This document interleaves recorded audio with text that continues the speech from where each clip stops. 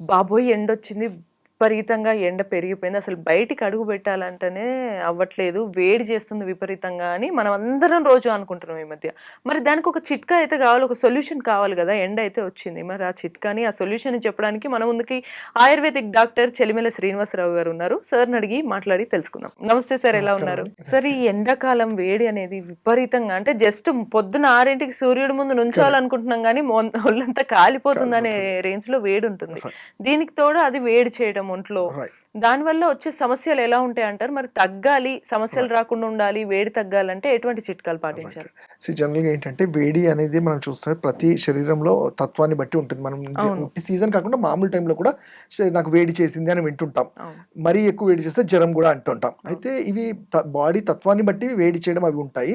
But సీజనల్‌గా మీరన్నట్టు morning టైంలో మనకి ఆ సన్ రైజ్ కూడా చాలా హార్ష్‌గా ఉంటున్నాయి. అవును. అంటే దానివల్ల కూడా మనం చేసే యాక్టివిటీస్ వీటన్నిటి తీసుకునే ఫుడ్ వల్ల కూడా బాడీ చాలా వేడి జనరేట్ చేసుకుంటుంది. మన తెలుగులో అన్నట్టు మనము అతివృష్టి, అనావృష్టి అంటాం. అంటే వేడి మన శరీరానికి కావాలి. మెటబాలిక్ ఫైర్‌కి కావాలి. అవును. కానీ అది అతిగా అయినప్పుడు ఏంటంటే మన బాడీ అనేది దానికి తట్టుకోక వ్యాధుల్లాగా చూపెడుతుంది. అవును. అయితే ఈ అతి వేడి చేయటం వల్ల చిన్న ప్రాబ్లమ్ డయాబెటీస్ దగ్గర నుంచి చిన్న ప్రాబ్లమ్స్ ఏవైనా కానీ స్కిన్ ప్రాబ్లమ్స్, డ్రైనెస్ అవ్వడం కానియండి, హెయిర్ ఫాల్ అవ్వటము, ఇతరత్ర ప్రాబ్లమ్స్ కూడా జనరల్‌గా చూస్తూ ఉంటాం. అయితే ఇక్కడ ముందు మనం తీసుకోవాల్సిన కేర్ అనేది చూడాల్సి ఉంటుంది. అంటే యెస్, తెలుసు మనకి వేడి ఎండలో వెళ్తే వేడి అవుతుంది. మన బాడీ తట్టుకోదన్నప్పుడు వీలైనంత వరకు 12-4 ఉండే ఈ వేడిని అవాయిడ్ చేయడానికి చూడాలి. అంటే అంబ్రెల్లాస్ కానియండి, క్యాప్స్ కానీ అవసరం అనుకుంటే బయటకెళ్ళినప్పుడు వీటిని ధరించి వెళ్ళటం ఉత్తమము. అలానే బాడీ లోపల వేడిని తగ్గించుకోవాలి అంటే దీన్ని ఆయుర్వేదంలో పైత్యము అంటాం. దానిలో వచ్చే పైత్యం అంటేనే మన బాడీ తట్టుకోనంత వేడి పెరిగినప్పుడు అతి పైత్యం చేసింది అంటాం. సో వీటిని తగ్గించాలంటే ఆయుర్వేదంలో చాలా మంచి చిట్కాలు చెప్పింది. ఇంట్లో దొరికే ధనియాలు. మన ధనియాలని మీరు చూస్తే అసిడిటీ ఆ కండిషన్స్‌లో కూడా మేము మందులు లేకపోయినా అవి అవి వాడమంటాం. ఈ ధనియాల్లో ఉండే గొప్పతనం ఏంటంటే పైత్య శమనం అంటాం. అంటే వేడిని ఓకే. తగ్గించే గుణం ఉంటుంది. హుహు. దాని కషాయం లాగా రోజుకొక గ్లాస్ తీసుకోవడము చాలా ఉత్తమం. అలానే మిశ్రి, హ్మ్. పటిక బెల్లం అంటాం. ఇవి ఒక ఒక 4, 5 అట్లా చప్పరించడం వల్ల బ్లడ్‌లో పీహెచ్ వాల్యూ ఆ వేడిని తగ్గించి కంట్రోల్ చేయడంలో హెల్ప్ అవుతుంది. ఓకే. ఇవి కాకుండా మార్కెట్‌లో ఈ టైంలో మేము అందరికీ అడ్వైస్ చేసేదంటే గుల్కంద్ అంటాం. హుహు. గుల్కంద్ అని చాలా మీరు వినే ఉంటారు. పాన్ లాగా ఉంటుంది. అది మన రోజ్ పెటల్స్‌తో ఓకే. ఒక జెల్ లాగా చేస్తాం. చ్యవన్ప్రాష్ లాగా. ఇది బాడీలో ఈ రక్త ఏవైతే బ్లడ్ సెల్స్‌లో వేడి ఎత్తుగా అవుతుందో దాన్ని ఉత్పత్తవుతుంది. దాన్ని కంట్రోల్ చేయడంలో ఈ ఓకే. గుల్కంద్ అనేది చాలా మంచిగా హెల్ప్‌ఫుల్ అవుతుంది. ఓకే. ఓకే. సార్, ఇన్ జనరల్‌గా ఇవన్నీ వేడి తగ్గించడానికి కరెక్ట్. ఉపయోగపడతాయి గదా అవును. సార్! ఒకవేళ వేడి తగ్గించడానికి వాళ్ళు రెగ్యులర్‌గా వాటర్ తీసుకోకుండా, ఆ వేడి రైట్. పెరిగితే గనుక వచ్చే సమస్యలెలా ఉంటాయంటారు? జనరల్‌గా మనం ఎక్కువ చూసేది అందరికీ తెలిసిందే వడదెబ్బ అంటాం. అంటే సన్ హుహు. స్ట్రోక్ అంటాం. అవును. అంటే మన హైపోథాలమస్‌లో ఆ వేడి జనరేట్ తట్టుకోక పెరిగినప్పుడు బాడీలో దానికి సంబంధించిన స్ట్రోక్ అనేది చూస్తుంటాం. సో, అలానే బాడీలో స్కిన్ ప్రాబ్లమ్స్ కూడా చూస్తుంటాం. అంటే బ్లడ్ ఎక్కువ బర్న్ అయినప్పుడు మనకేంటంటే ఇచ్చింగ్ లాంటిది, కొన్నిసార్లు స్కిన్ ప్రాబ్లమ్స్, పొక్కులాగా రావడం ఇవన్నీ చూస్తుంటాం. అవును. అలానే డయాబెటిక్ వాళ్ళలో కూడా మెటబాలిజం దెబ్బతింటుంది. ఈ టైంలో ఏంటంటే సీజనల్ చేంజ్ వల్ల ఈ మెటబాలిజం వల్ల షుగర్ పేషెంట్స్ కూడా కొన్నిసార్లు షుగర్ ఎక్కువైంది అనేది కంప్లెయింట్‌గా చూస్తూ ఉంటాం. అవును. ఇలా.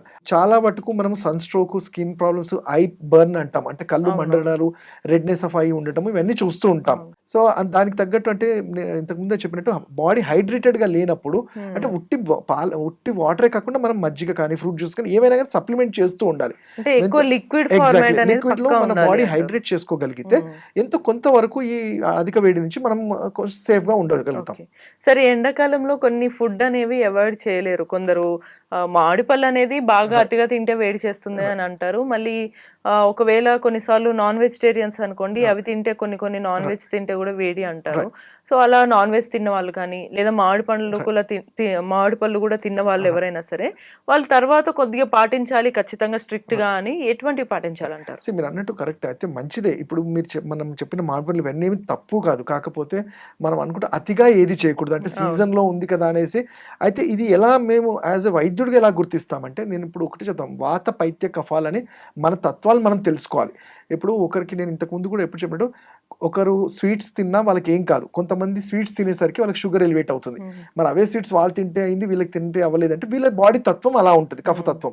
అలానే పైత్యం ఉన్న వాళ్ళలో కూడా అతిగా ఈ మామిడి పండ్లు ఇవన్నీ సేవించడం వల్ల డెఫినెట్‌లీ వేడి చేస్తుంది. అది ఉట్టి మామిడి పండ్లు కాదు. ఏ ఫుడ్ అయినా మీరు అతిగా తీసుకుంటే వేడి అనేది జనరేట్ చేస్తుంది. రైట్. కాకపోతే ఇక్కడ మామిడి పండ్లని మనం అలా అని చెప్పి అవాయిడ్ చేయడానికి కాదు. ఎందుకంటే దాంట్లో ఉండే విటమిన్ సి కానీ, ఫాస్ఫరస్ ఇవి బాడీ పొటాషియం ఇవన్నీ బాడీకి అవసరాలు కూడా. అవును. అయితే ఒకవేళ అలా తీసుకున్నా వాటిని న్యూట్రలైజ్ Balance చేయాలి, గా తినాలి. వాళ్ళకి బ్యాలెన్స్ చేయాలి అన్నప్పుడు ఏం చెప్తామంటే మజ్జిగ, మన సింపుల్ చిలికిన మజ్జిగ తీసుకోవడం వల్ల కూడా గ్యాస్ట్రిక్ జ్యూసెస్ని అది నార్మలైజ్ చేస్తుంది. ఓకే. అలానే మనము ఈ ఫ్రూట్స్ తీసుకునేది కూడా ఎలాంటి టైమింగ్స్ చెప్తాం అంటే ఇన్ బిట్వీన్ మీల్స్ అంటాం.